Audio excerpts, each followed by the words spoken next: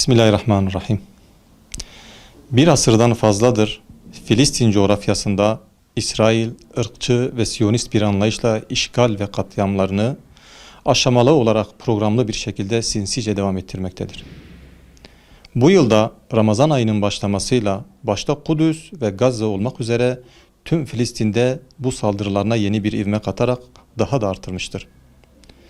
Yaptığı saldırılarla İsrail, uluslararası hukuk ve insan haklarını hiçe saydığını, kadın, çocuk ve yaşlı demeden sivilleri katlederek terör devleti unvanını yeniden tescillemiştir. Son dönem İsrail'in saldırılarından dolayı Kudüs ve Gazze içlerinde çocuk, kadın ve yaşların olduğu 200'ün üzerinde şehit ve yüzlerce yaralı kardeşimiz var. Filistinli kardeşlerimiz Siyonistlerin abluka ve ekonomik baskılarının yanı sıra birçok zorlukla mücadele ediyor.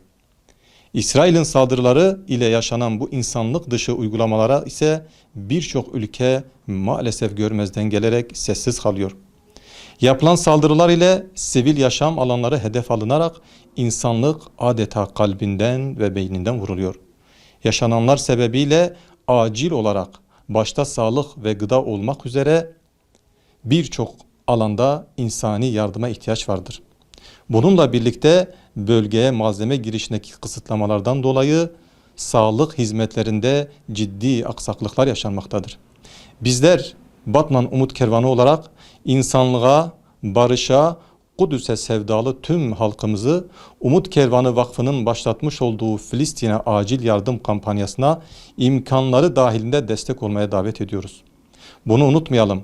Bizlerin küçük gördüğü bir yardım Filistin'deki kardeşlerimiz için büyük olabilir. Çünkü kardeşlerimizin maddi desteğimize ihtiyaçları var.